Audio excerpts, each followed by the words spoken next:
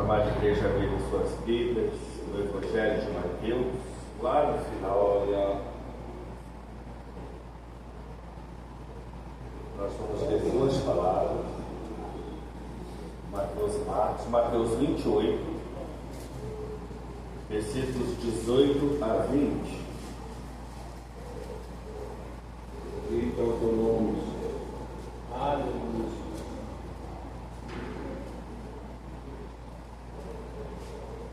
Deus de poder e glória, aleluia. Mateus 28, versículos 18 a 20. Quem achou, da glória a Deus. Glória a Deus. Assim nos diz a palavra do Senhor. Chegando Jesus, falou-lhes, dizendo: Me é dado todo o poder no céu e na terra. Portanto, ide e fazer discípulos de todas as nações, batizando em nome do Pai, e do Filho, e do Espírito Santo, ensinando-os a guardar todas as coisas que eu vos tenho mandado. Eis que eu estou convosco todos os dias, até a consumação, aqui na minha versão está todo mundo, amém. Marcos, lá no último capítulo, versículo 16,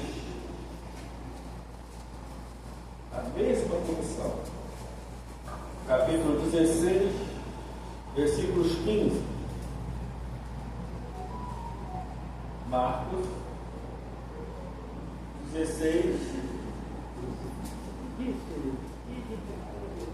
15.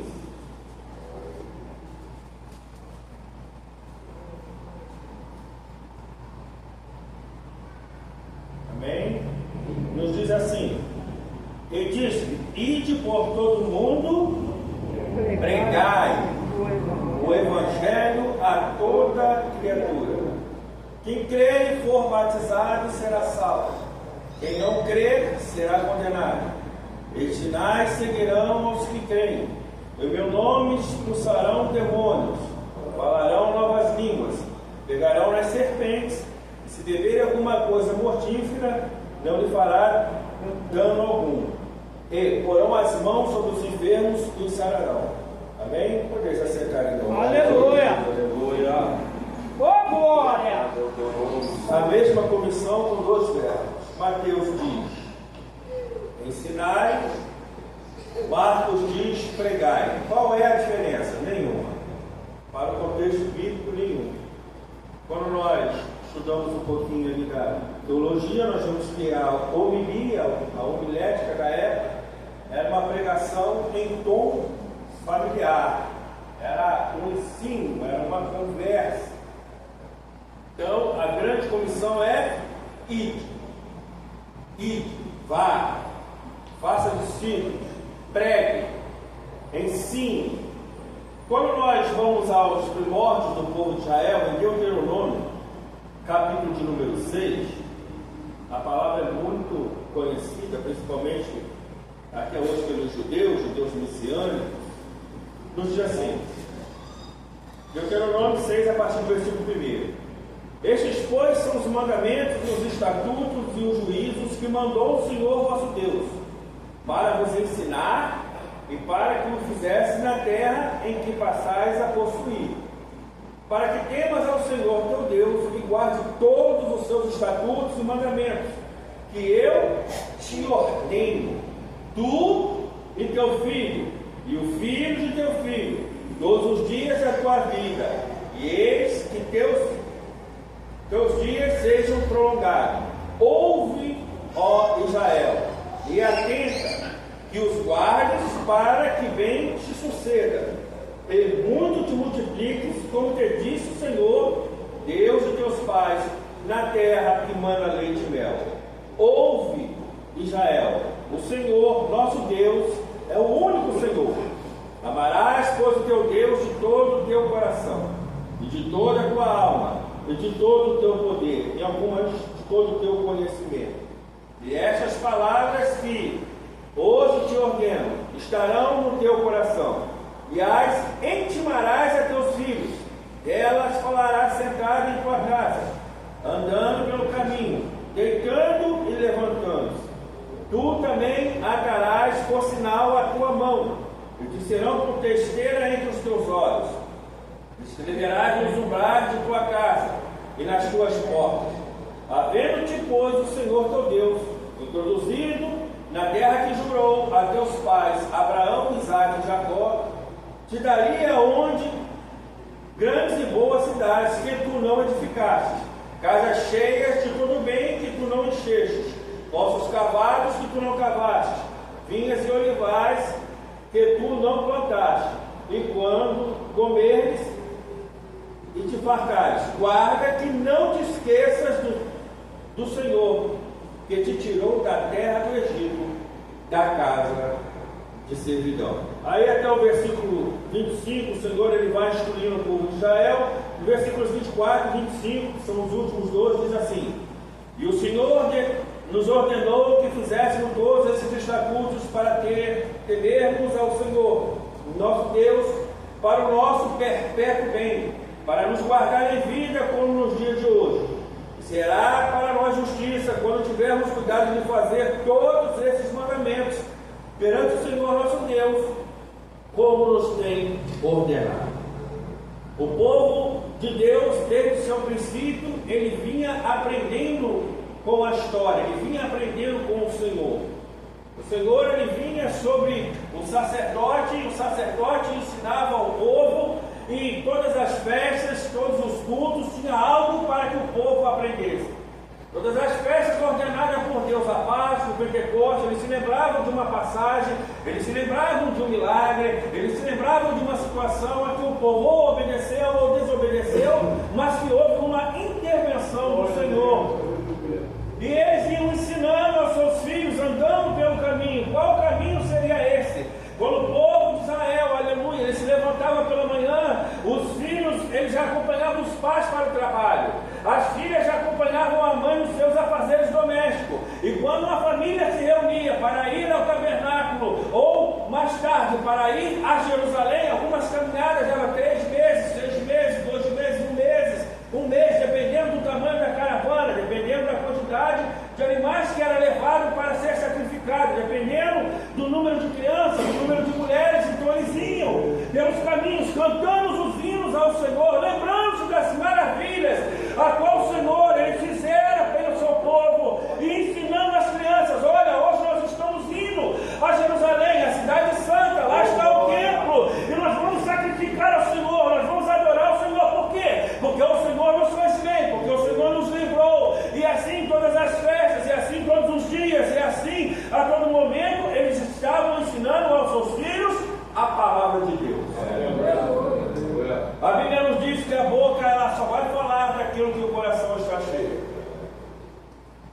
Esse mês de dezembro para mim foi um mês complicado no trabalho. Por quê? Porque devido aí ao final dos campeonatos, o Flamengo ganhou algumas taças, aí irmão, só ouvia-se falar disso. Tem um abençoado lá que quando chegava alguém de outro time era aquela gritaria que eu tenho taça, vocês não tem nada, irmão, ele não tem nada. Eu tenho não sei o que é tetra, que é não sei o que, e vá com aquelas coisas loucas aí. Quando chegava outro, aí ele não tem nenhum, só falava disso. Aí veio me perguntar, falei, irmão, eu não estou nem um pouco interessado em futebol. Eu não estou nem um pouco interessado em quem ganhou ou em quem perdeu. O meu coração não está voltado para essas coisas, o meu coração está voltado para Deus. O que me importa é que na Bíblia a história de Deus diz que ele nunca perdeu uma batalha.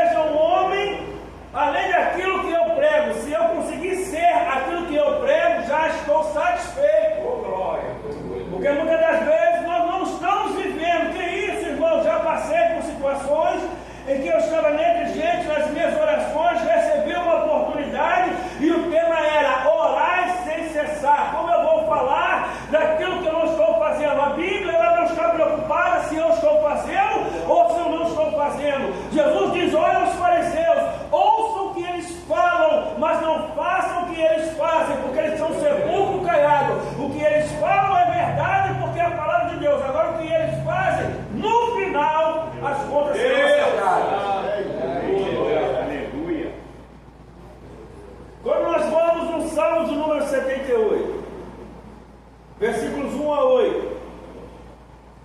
Também é repetido o mesmo método de ensino. Não diz assim, Salmo de Davi: escutai a lei, povo meu, inclinai os ouvidos às palavras de minha boca. Aqui nos fala de Jesus: abrirei a boca numa parábola, proporei enigmas da antiguidade. Jesus, ele ensinava por parábola, os quais temos ouvido, sabido, e nossos pais nos têm contado. Não se encobriremos aos seus filhos, mostrando à geração futura os louvores do Senhor, assim como a sua força e as suas maravilhas que fez. Porque ele estabeleceu um testemunho em Jacó, depois uma lei em Israel, e ordenou aos nossos pais que fizéssemos conhecer a seus filhos, para que a geração vindoura a soubesse, e os filhos que nascessem se levantassem e a contassem a seus filhos, para que pusessem em Deus a sua esperança, e não se esquecesse das obras de Deus, que guardassem os seus mandamentos, e não fosse como seus pais, geração contumaz e rebelde, geração que não regeu o seu coração, e cujo espírito não foi fiel para com Deus. Quando nós lemos a história dos avivamentos, quando nós lemos a história, as biografias dos pregadores, alguns pregadores, eles nasceram em um lar cristão, mas outros não. Mas conseguiram impactar gerações, e a receita não mudou até hoje. Leitura da palavra, jejum e oração. Todo o avivamento só vem pela palavra. A consagração vem pela oração e pelo jejum, e o conhecimento e a virtude do Espírito Santo vem pela leitura da palavra de Deus. Quando nós lemos o Salmo 119, que é o meu salmo amado, o salmo da palavra, como nós vemos ali, a tradição judaica diz que foi Esdras que escreveu, outra tradição diz que foi Davi, a maioria está mais inclinada para Esdras, ele se humilha, e ele diz para o Senhor: Senhor, desvenda os meus olhos para contemplar as maravilhas da tua lei. Senhor, meu inimigo há muito me tem afrontado, mas eu não me desvio dos teus testemunhos.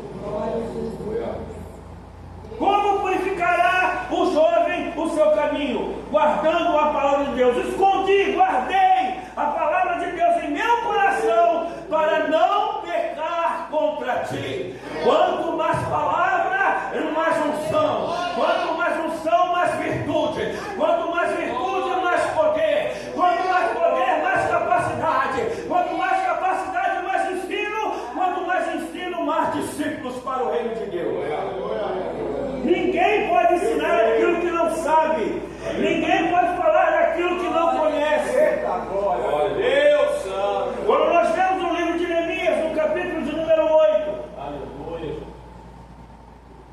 agora eles já venceram. Neemias já foi liberado para fazer uma grande obra.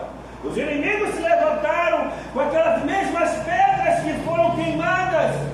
Eles começam agora a construir os muros de Jerusalém.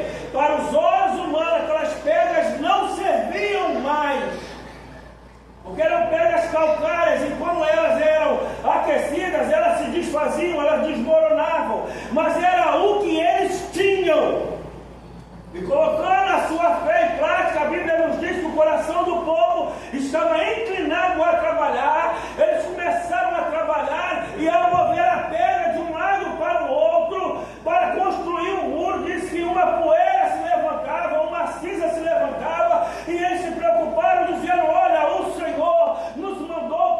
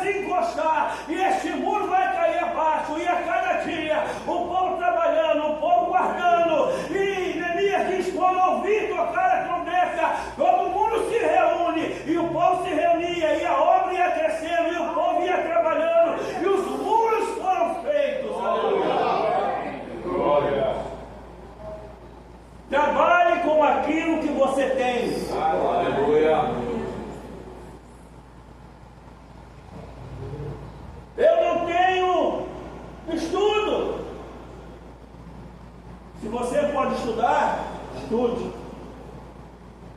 Falando de estudo secular. Quando prendem Pedro e João, o Sinédrio ele fica abismado, diz: olha, o rosto deles é diferente. O que aconteceu? Diz: olha, eles estiveram com Cristo. Quando nós encontrarmos Cristo, nosso semblante muda. Eu não estou falando de vir à igreja, eu estou falando de encontrar Jesus. Aleluia.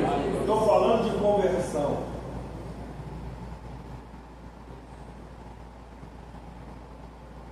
E eles se maravilharam porque eram homens indoutos, sem estudo. Não existia analfabeto em Israel. Até hoje, analfabetismo em Israel é coisa muito rara. As mães ensinavam os filhos, os pais ensinavam os filhos.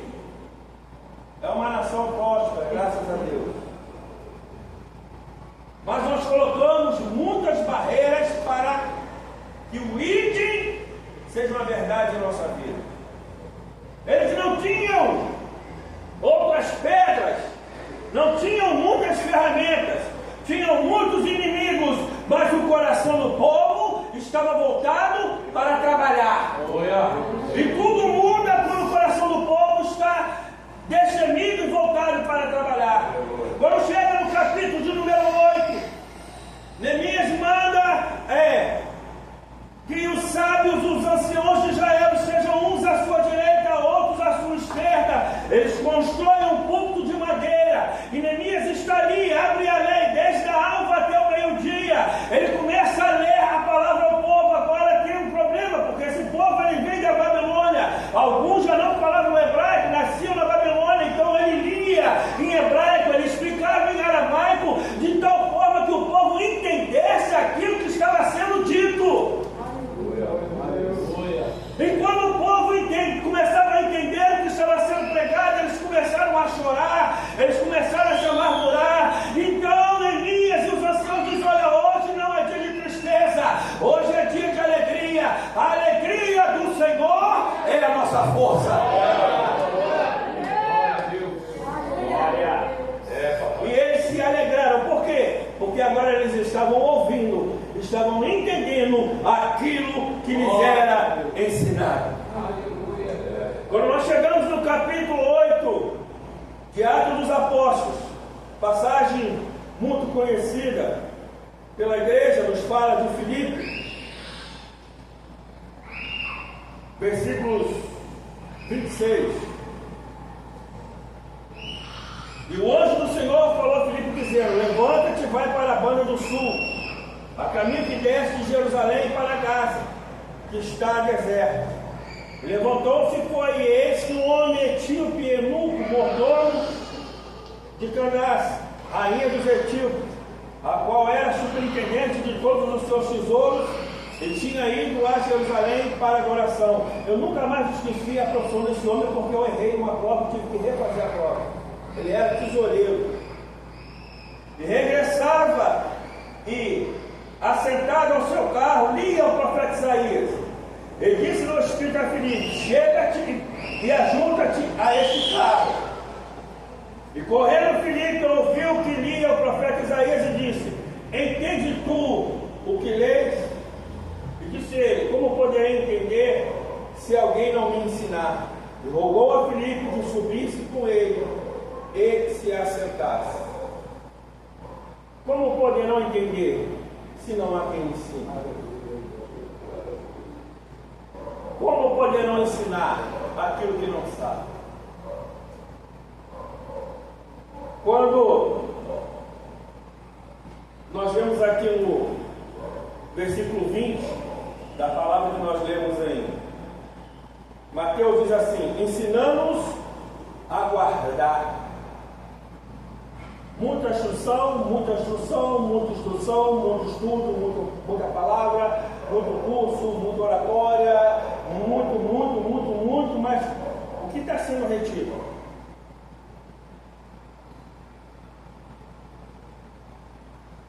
A minha atenção está posta em quê? Títulos, diplomas,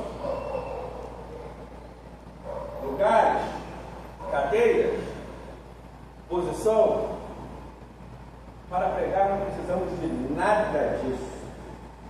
Para pregar nós temos que conhecer a palavra de Deus. E o salmista diz: e nela tenho prazer. Ensinando-nos a guardar. 1 João, capítulo de número 5, versículo 1 a 3, diz assim: todo aquele que crê que Jesus é o Cristo é nascido de Deus, e todo aquele que ama o que gerou também ama o que dele é nascido. Nisso conhecemos que amamos aos filhos de Deus, quando amamos a Deus e guardamos os seus mandamentos. Porque este é o amor de Deus, que guardemos os seus mandamentos, e os seus mandamentos não são pesados. Existem 3 doutrinas na Bíblia. A sã doutrina é a doutrina vinda direto da Bíblia. A doutrina de homens, ela pode ser boa ou ela pode ser ruim, e ela tem que existir por causa do contexto cultural. E a doutrina de Satanás, essa deve ser rejeitada pela igreja. Quem não obedece à sã doutrina vai obedecer a doutrina da igreja? Nunca.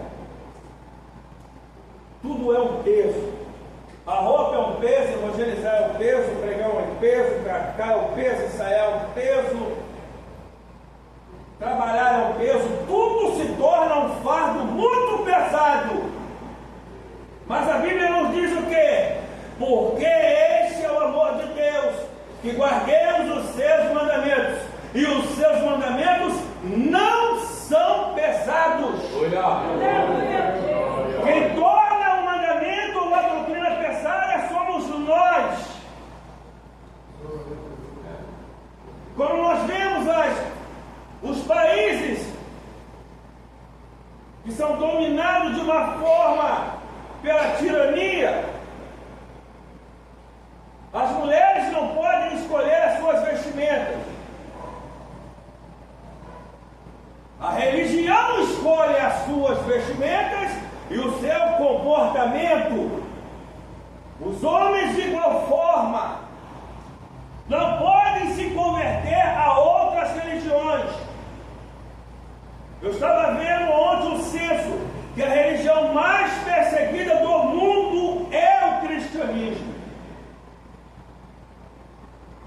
Algumas religiões não são perseguidas porque os seus adeptos são extremamente violentos.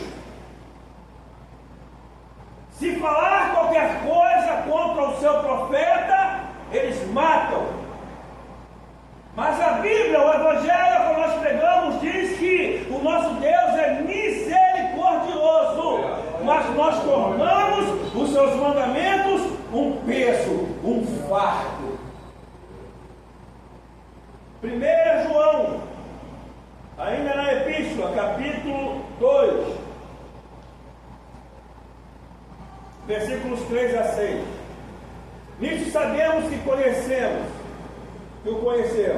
se guardarmos os seus mandamentos. Aquele que diz, eu conheço e não guarda os seus mandamentos, é mentiroso, e nele não está a verdade. Mas qualquer que guarde a sua palavra, o amor de Deus está nele, verdadeiramente aperfeiçoado. Nisso conhecemos que estamos nele. Aquele que diz que está nele, também deve andar como ele andou. Eu vejo algumas deturpações da palavra de Deus. Jesus estava no meio das prostitutas. Eu não achei isso na Bíblia. Eu achei Jesus pregando, pecadores ouvindo, convertendo-se, arrependendo dos seus pecados e acompanhando Jesus. Não tem um versículo da Bíblia que coloca Jesus no meio de um prostíbulo ou de qualquer outro lugar pecaminoso. Ele, como homem, viveu, andou, ensinou, pregou, curou e fez o bem. E por isso foi crucificado. Nós devemos amar a Deus. Nós devemos amar a sua palavra. E para amar a sua palavra, obedecer os seus mandamentos, dedicar tempo de nossas vidas. Eu estava ouvindo ontem uma meditação, eu achei maravilhoso, em que, num podcast, um programa de entrevista, dois pastores conversando, ele falou: mas quem disse que esta vida é curta e nós temos que viver e aproveitar dela? Não é cristão, porque o cristão ele não tem uma promessa de uma vida curta, ele tem uma promessa de uma vida eterna. O tempo aqui pode ser curto, mas aqueles que esperarem só neste tempo aqui é o mais miserável de todos os homens, diz a palavra de Deus. Nós não devemos olhar para baixo, nós devemos olhar para o alto, buscar as coisas do alto, onde Cristo Jesus está sentado. Nossa cidade não está aqui, está lá. Nós não somos cidadãos de baixo, nós somos cidadãos de cima. Pregai, Joel, capítulo 2,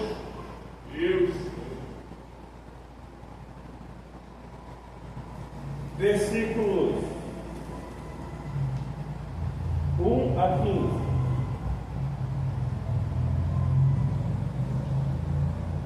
Nos diz assim: tocai buzina em Sião.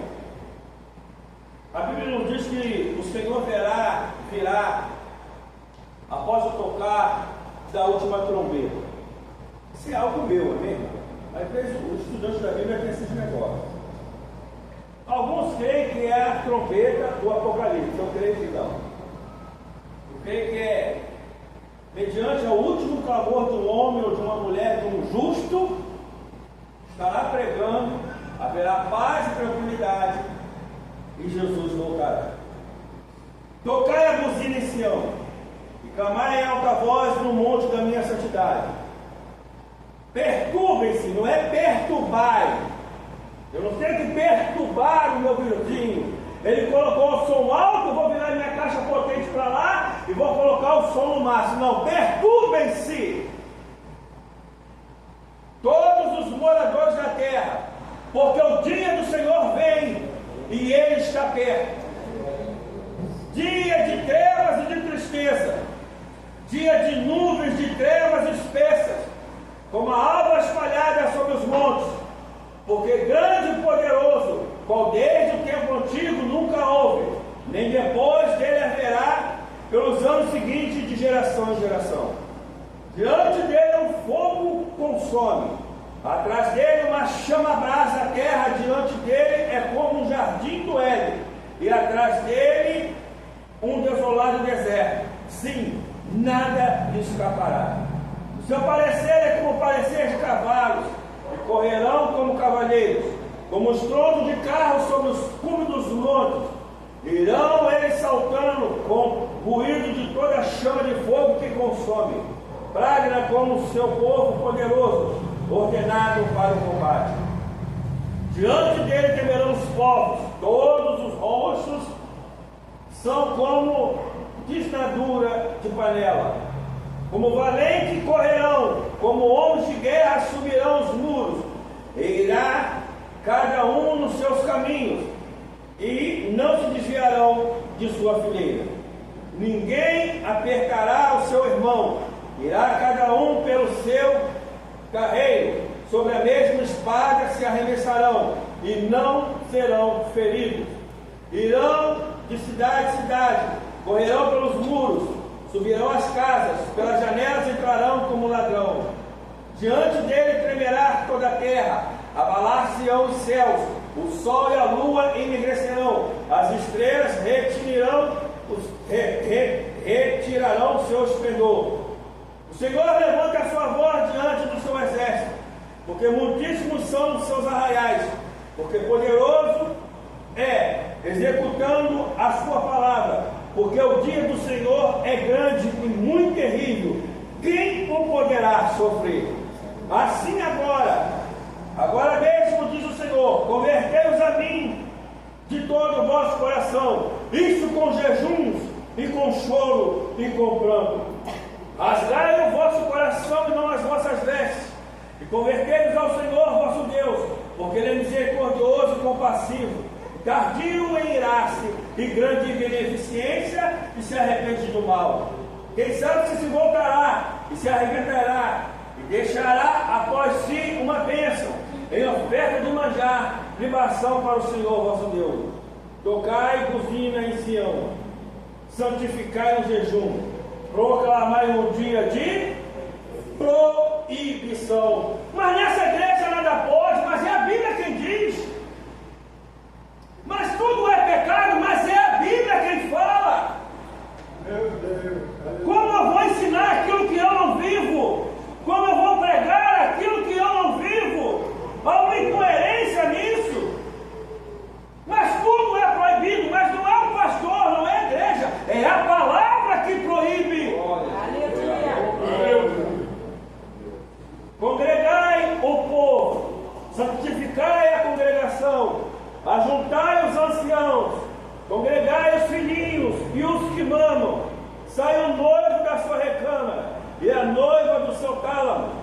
Chorem os sacerdotes, ministros do Senhor, entre o alpendre e o altar, e diga: poupa o teu povo, ó Senhor, e não entregue a tua herança ao opróbrio ou à vergonha, para que as nações não façam escárnio dele, porque diriam entre os povos: onde está o teu Deus?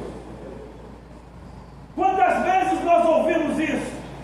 Está jejuando, está se santificando, passa aqui vestido de terno, passa aqui com os vestidos longos, mas a prova vem. Mas a Bíblia diz, Jesus disse: no mundo tereis tribulações, mas tens de bom ânimo, porque Jesus venceu o mundo. Chorem ministros, chorem sacerdotes, chorem pelo povo. Quando eu olho para este mundo, eu só consigo ver um povo perdido. Não terminou o ano, as escolas de samba já estão preocupadas com seus enredos, com as suas alegorias, já estão preocupados, se preparando para a grande festa da carne. E nós estamos preocupados com a grande festa. O Senhor chama Moisés e diz: olha, vai ao Egito, diz a Faraó: liberta o meu povo para me adorar no deserto. Quando chega no deserto, o povo peca. Agora Ele envia o seu Filho, para que todo aquele que nele crê não pereça, mas tenha vida eterna.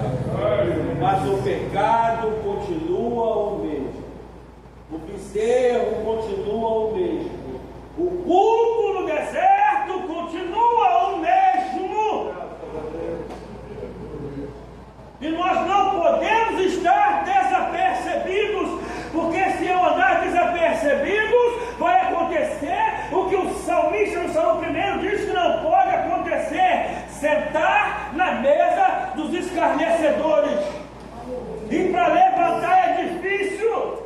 Quando você senta, você tem um testemunho. Quando você levanta, você não é mais ninguém.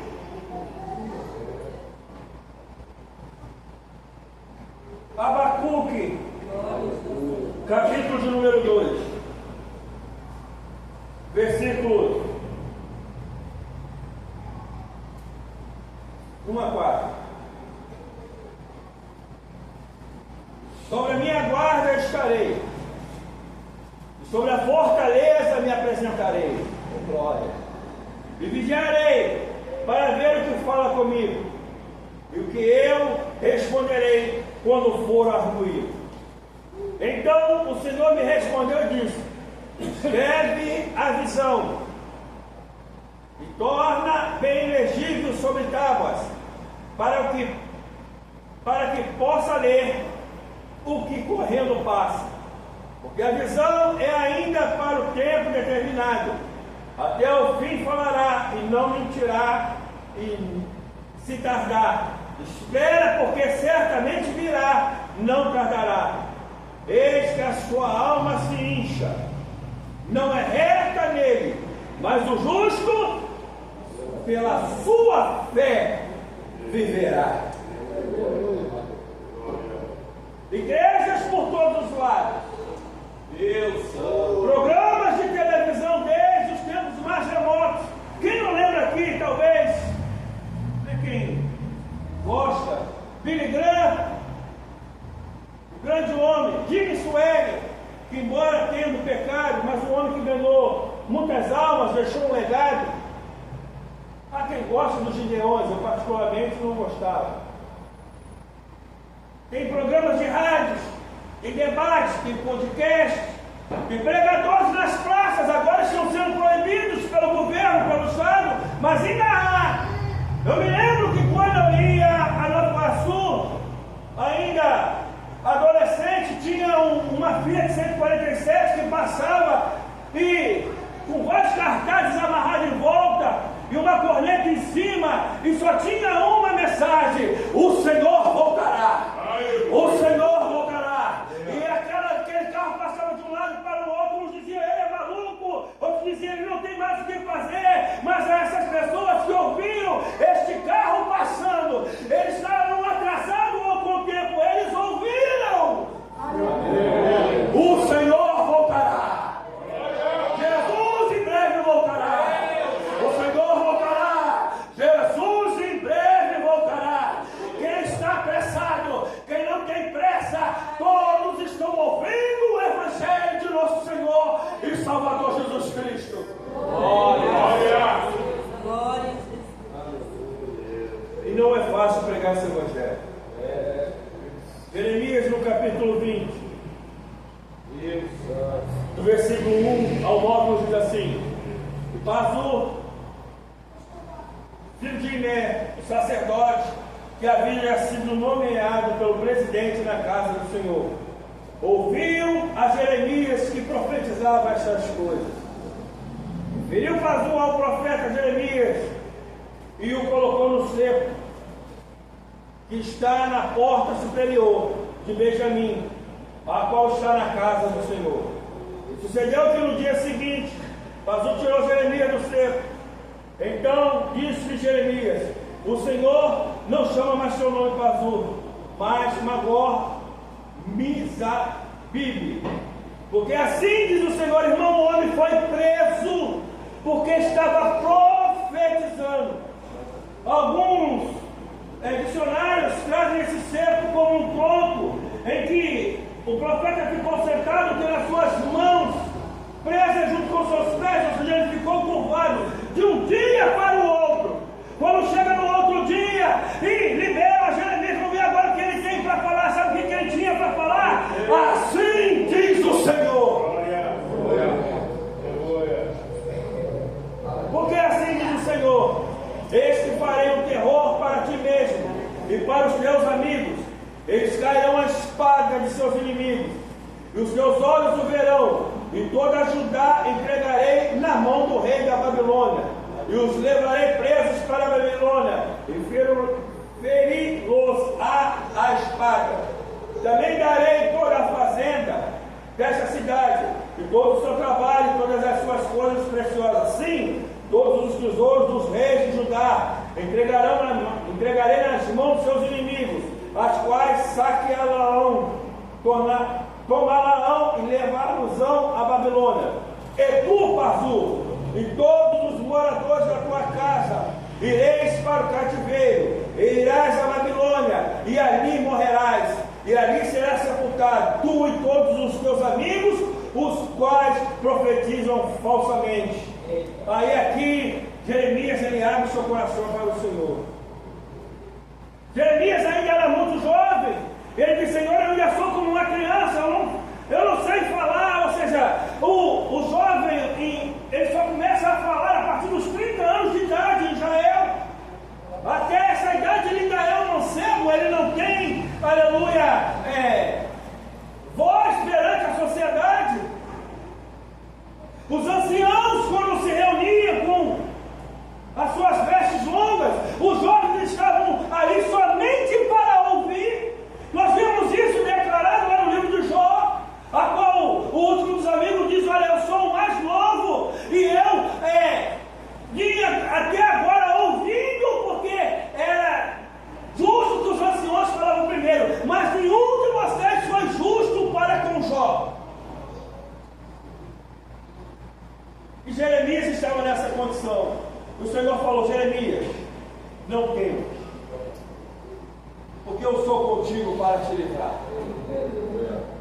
E ele foi livrado. Ele saiu do castigo. Mas no versículo 7 ele diz assim: iludiste-me, ó Senhor, e iludido fiquei, mais forte foste do que eu, e prevaleceste. Sirvo de escárnio todo dia, cada um deles zomba de mim. Porque colocaram o pregador numa figura de um homem de terno, com uma maleta que vai andando em todos os estados recebendo uma oferta. Isso não é ministério. Eu sei que existe um ministério itinerante, homens que vão pregando. Nós temos grandes, gigantes da teologia que são pregadores itinerantes. Sim, são homens de Deus. Mas esse personagem, isso não é de Deus. Quanto você cobra para pregar? Olha, se você quiser que eu vou até aí, é avião de primeira classe, é um hotel de 7 estrelas e um cachê de 15 mil reais. Isso não é profeta.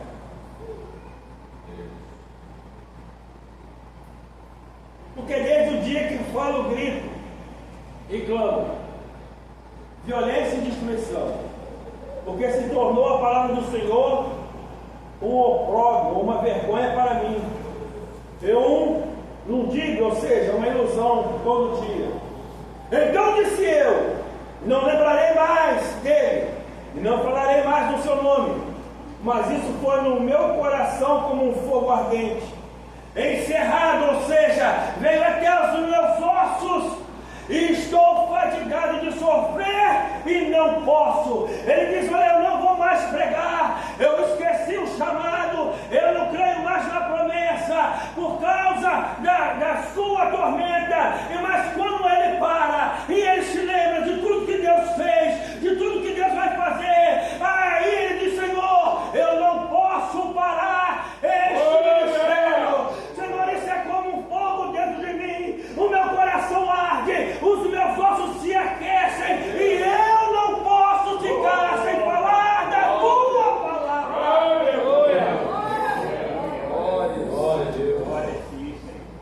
Bendito é o teu nome. 2 Timóteo, capítulo 4. Isso é um clássico. Versículos 1 a 5.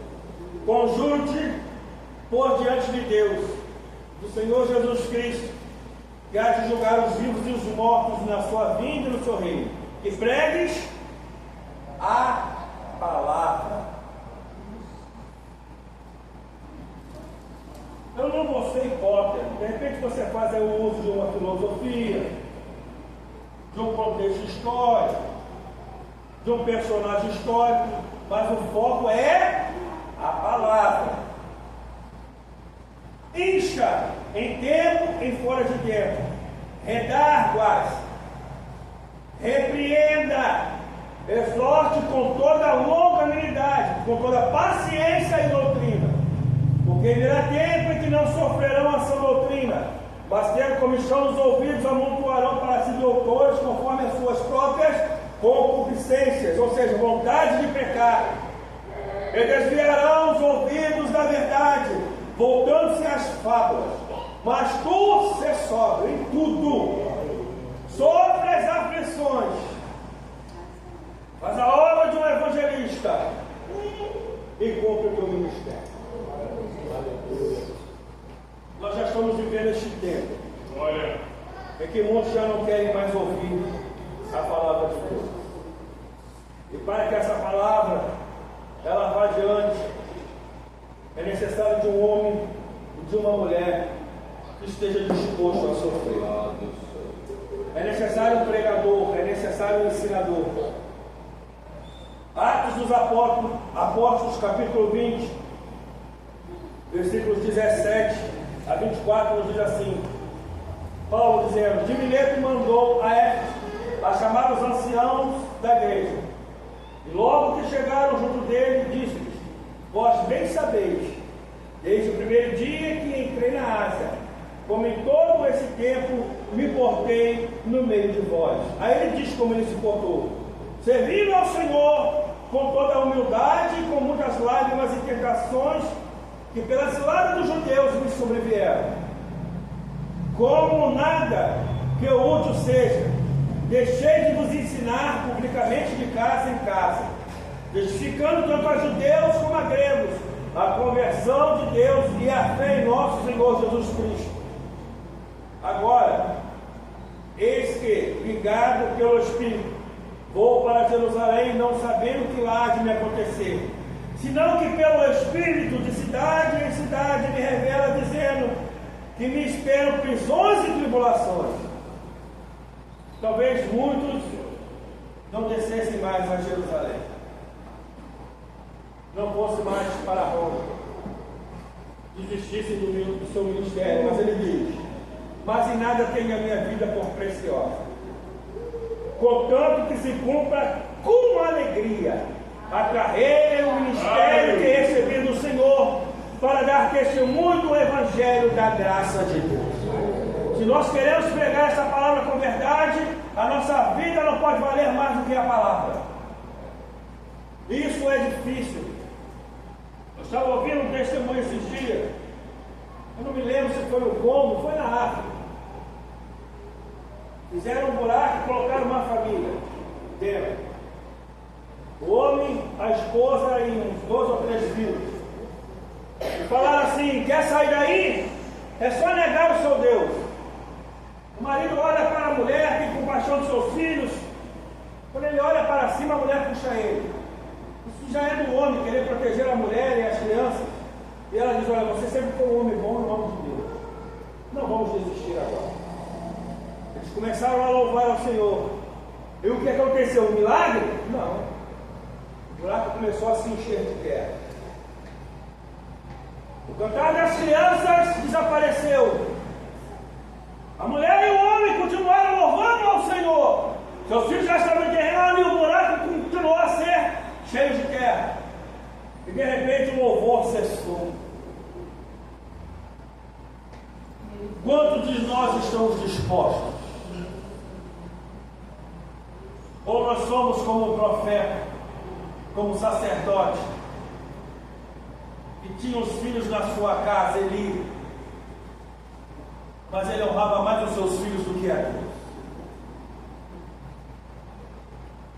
1 Timóteo capítulo 1, já estou terminando, versículos 12 a 15 nos diz assim: e dou graças ao que me tem confortado, a Cristo Jesus, Senhor nosso, porque me teve por fiel, pondo-me no ministério. Homem, quem te colocou no ministério foi Deus. A sua chamada, ela é de Deus. Não desista do seu ministério. É comum nós fazermos planos, porque nós estaremos aqui, se Deus assim permitir, do dia 31 para o dia 1º, com nossos joelhos dobrados, querendo servir melhor ao Senhor. E nós vamos, eu não vou prometer, eu vou pedir ao Senhor, Senhor, que eu possa te servir neste ano que vai entrar, melhor do que o ano que passou. E uma coisa eu peço para o meu pastor e para a igreja: não coloque expectativa alguma em mim. Porque se eu falhar, vocês não vão ficar decepcionados. Vamos colocar as nossas expectativas em Deus. Eu não vou prometer ser um pai melhor. Eu vou pedir a Deus para que eu seja um pai melhor, para que eu seja um marido melhor, para que eu seja, aleluia, um ministro melhor, para que eu sirva melhor, para que eu pregue melhor. Sem expectativa alguma na minha vida. Mas esse Deus me teve por fiel e me colocou no ministério. Aí Paulo continua: a mim que antes fui blasfemo e perseguidor, opressor, mas alcancei misericórdia, porque ignorantemente na minha incredulidade, e a graça do nosso Senhor superabundou com fé e o amor que há em Cristo Jesus. Esta é uma palavra fiel e digna de toda aceitação. Que Cristo Jesus veio ao mundo para salvar os pecadores. Aí Paulo diz assim: do qual eu sou o principal. Se Paulo se achava o principal dos pregadores, quem sou eu? O homem que escreveu quase o Novo Testamento todo. Um homem que sofreu naufrágio, pedradas, chicoteadas. E às vezes, porque passa do meu horário de vir embora do trabalho, já começa a ficar agitado. Ah, eu estou cansado, mas calma, Paulo sofreu mais ainda. 2 Coríntios, capítulo 6, versículos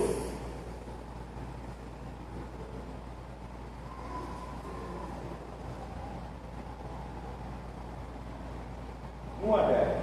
Eu ia cortar, mas esse eu concluí. O que nós podemos esperar ser um pregador fiel? Aqui, esquece.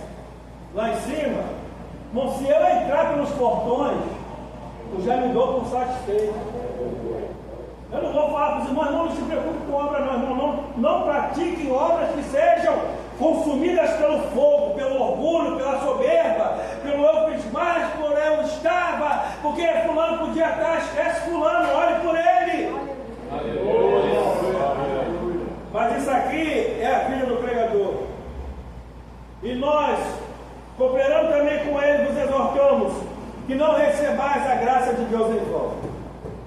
Porque diz: ouvinte a tempo aceitável e socorrir no dia da salvação. Eis aqui agora o tempo aceitável, eis aqui agora o dia da salvação. E não dando escândalo algum, em coisa alguma, para que o nosso ministério não seja censurado. Antes, como ministro de Deus, tornando-vos recomendados em tudo, da muita paciência, nas aflições, nas necessidades, nas angústias, nos açoites, nas prisões, nos tumultos, nos trabalhos, nas vigílias, nos jejuns, na pureza, na ciência ou conhecimento, na longanimidade ou paciência, na benignidade, no Espírito Santo, no amor não fingido, na palavra da verdade, no poder de Deus, pela arma da justiça, à direita e à esquerda. Honra por desonra, infâmia por boa fama, como sendo enganadores, mas sendo verdadeiros, como desconhecidos, mas sendo bem conhecidos, como morrendo, mas eis que vivemos, como castigados e não mortos, como contristados, mas sempre alegres, como pobres, mas enriquecendo a muitos,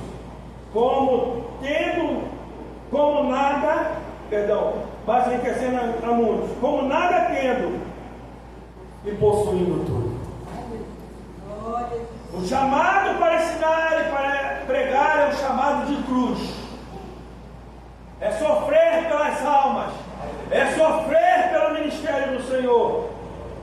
E aqui nós ficamos com a pergunta: onde estão os ensinadores e os pregadores?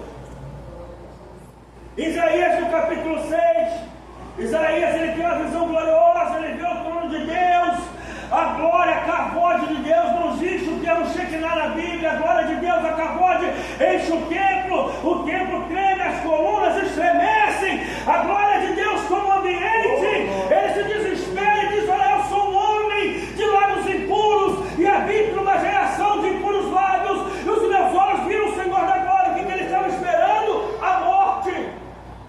Ele vê os seres que é falado nesta palavra, dizem: mas um dos serafins tomou a brasa viva do altar, como Atenais, e veio até mim, e encostou essa brasa nos meus lábios. Onde que estava o pecado dele? Estava nos lábios dele. Ele era um homem de lábios impuros, embora já era profeta. Ele diz: purificado está o teu pecado. Aí ele diz: e depois disso, eu não vou ouvir a voz de Deus enquanto essa brasa não queimar o meu pecado. Eu posso até ter um chamado, mas eu não vou ouvir esse chamado até a brasa do altar queimar o meu pecado. E uma voz que dizia: quem enviarei? E quem há de ir por nós? E o que ele diz: eis-me aqui, Senhor, envia-me a mim. Ezequiel, no capítulo 13, ele diz: olha, eu ia muito triste no ardor, por causa das visões, das palavras, porque ele disse para Ezequiel: olha, eu não vou te mandar a uma nação estrangeira, eu vou te mandar o povo de Israel, um povo rebelde, um povo contumaz, que não vai querer te ouvir. E ele dizia: eu fui muito triste, mas a mão do Senhor era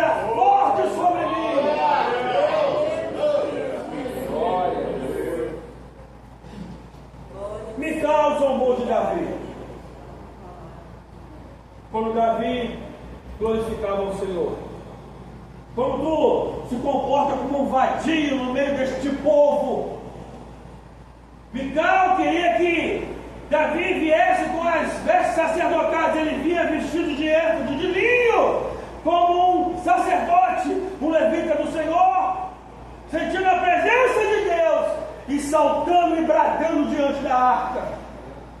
Samuel, ao ser confrontado pelo povo de Israel, disse: seus filhos pecaram e nós não queremos mais Deus. Paulo foi perseguido pelos da sua nacionalidade, pelos judeus. Jesus, os da sua família não acreditavam nele. E qual é o meu e o teu impedimento? Ah, o meu cônjuge não quer. Deus não perguntou para a mulher de nenhum dos apóstolos, de nenhum dos profetas, se ela queria ou não que eles fossem apóstolos. Não discute seu marido com Deus, porque você já perdeu. E a sepultura está logo ali. Os filhos de Samuel foram bem instruídos. Samuel não foi como Eli. E se os filhos estão envergonhando o Evangelho, eles vão dar conta disso. Se os da minha casa não me recebem e não acreditam em mim, Deus acreditou. Que esse ano que vai entrar seja um ano de promessas, mas não saída da nossa boca, vinda da boca de Deus para nós. Que nós não venhamos buscar impressionar ninguém. O nosso pastor vai fazer algo que eu só vi aqui. Ele vai dar um certificado que para alguns não vai ficar numa gaveta, para outros vai estar no quadro, para aqueles irmãos que conseguiram durante um ano ler a Bíblia toda. Eu já não aguento mais a faculdade de teologia. Não leio 4 anos, já não aguento mais. Para que eu possa servir melhor. Se eu não acertar, acho que o professor fica com pena, o zero está logo ali. O pastor ele não fez pesquisa se você realmente leu, se você não leu, se você leu com amor, se você leu por obrigação, mas ele está feliz porque a igreja leu a Bíblia. Aleluia. Glória. E vai te recompensar por isso. É um jeito amoroso que o pastor achou de falar: olha, está aqui o seu certificado. Mas janeiro começa e a leitura começa também. Aleluia. Quanto mais nós conhecermos, mais nós temos para dar. Eclesiastes 12. Procurou o pregador achar palavras agradáveis, e o escrito a retidão, palavra de verdade. As palavras do sábio são como grilhões, como pregos bem fixados pelos mestres da congregação, que nos foram dados pelo único pastor. E demais disso, filho meu, atenta, não há limite para fazer livros, mas o muito estudar é enfado da carne. De tudo que se tem ouvido, o fim é: teme a Deus e guarde os seus mandamentos, porque esse é o dever de todo homem. Porque Deus há de trazer juízo sobre toda a obra, e até tudo que está encoberto, seja bom ou seja mal. Que o ano que vai entrar, nós sejamos uma igreja que pregue e que ensine. Isso não depende só do altar, isso não depende só do pastor, isso não depende só dos obreiros. Nós podemos pregar com as palavras, nós podemos pregar com o testemunho, nós podemos pregar. Os navegadores que conquistaram o mundo, eles diziam: navegar é preciso. E nós que queremos conquistar o mundo para Deus, pregar é preciso. Eu agradeço a oportunidade, irmão.